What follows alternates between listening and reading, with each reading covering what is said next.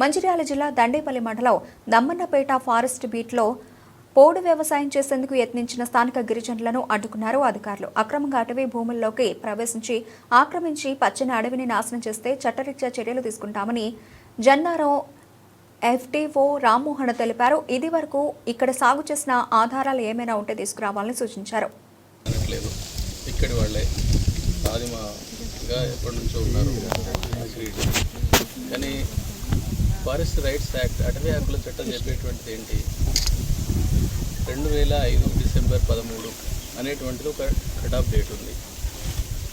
దానిలోపు ఎవరైతే ఉన్నారో అప్పటి వరకు ఎవరైతే గిరిజనులు సాగులో ఉంటారో, అంటే భూమి మీద ఉంటారో, కబ్జాలో ఉంటారో వాళ్ళు మాత్రమే అర్హులు. ఆ తర్వాత వచ్చినటువంటి వాళ్ళు ఎవరున్నా కూడా వాళ్ళెవరు అర్హులు కాదు.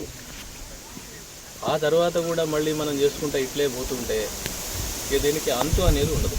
మీరు కూడా దయచేసి అందరూ గమనించండి. ఇప్పుడు మనం చేస్తున్నటువంటిది, మేము చేస్తున్నటువంటిది మా కోసము కాదు.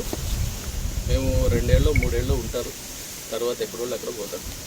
మేము ఉద్యోగులుగా అంతే కదా, ఎప్పటికీ ఉండేది మీరు కూడా ఒక తరం అంటే ఏంటండి, 30 ఏళ్ళు బతుకుతాం అంటే 30 ఏళ్ళు 60 ఏళ్ళు అనుకోండి, తరాన్ని 30 ఏళ్ళుగా లెక్కేస్తారు. వచ్చేటువంటి తరాలు ఎన్నో ఉన్నాయి. మన వెనక తరాలు కూడా కొన్ని వందలు పోయినాయి, మన తర్వాత తరాలు కూడా 100 వస్తాయి. వాళ్ళందరినీ దృష్టిలో పెట్టుకొని మనం పర్యావరణాన్ని, అడవుల్ని, వీటిని కాపాడాలి.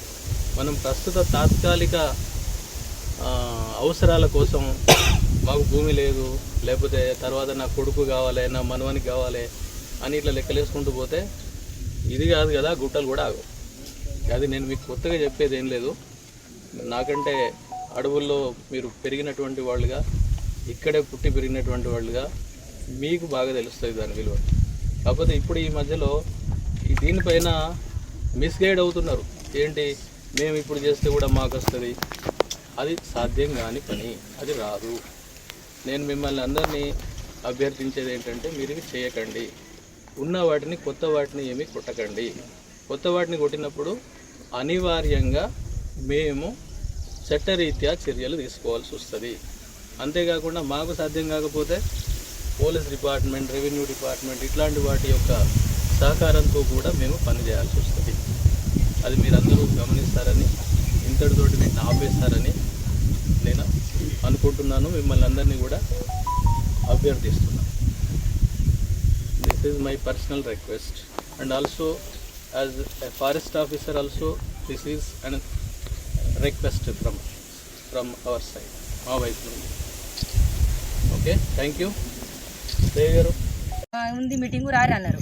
మీరు 2 బులర్లలో పట్టుకుని పోయినాం, 4000 మినిమం, 40 మంది పోయినాం. పోతే రోజుకు 400 కైకులతో ఎంత అవుతాయి? అయినా కానీ పోయినాం. పోతే 11ంటికి వస్తాను, 2ంటికి వస్తాను, లాస్ట్కి 5 దాకా ఉన్నాం మంచిర్యాల. అక్కడ కూడా సార్ రాలేరు. అతని కింద సార్ ఎవరు వచ్చారు, ఆయన అన్నాడు కదా, మీరు ఏదైతే ఫస్ట్ నుంచి వెళ్ళి సాగు చేసుకుంటారో అది అట్లనే వేరే చెట్టు కొట్టకుండా లేదా మొలక వీక్కొని మీరే విత్తనాలు చేసుకొని మీకు అవకాశం ఉంది ఆదివాసులకు అన్నట్లుగా వాళ్ళు చెప్పారు. అయినా మీరు వాళ్ళ మాట పట్టించుకోవాలి. మేము ఎప్పుడైనా నుంచి ఇలా కొడుతున్నాం కాబట్టి మాకు ఇప్పుడు ఏం పనులు లేవు. మా అందరికి ఉన్నాయి, పెరక వాళ్ళకి వాళ్ళందరికీ ఉన్నాయి, మాకు కూడా ఏం లేదు కదా. పక్క పంట కూడా వాళ్ళ కోయపశ గుడిపలకు ఉంది. అవకాశం వాళ్ళకి ఇచ్చినప్పుడు వాళ్ళకి పట్టలు ఇస్తాం, మాకు పట్టలు ఇస్తాం అన్నారు. వాళ్ళకు ఇచ్చినప్పుడే మాకు ఇవ్వని, వాళ్ళ లెక్కలే మేము చేసుకుంటాం.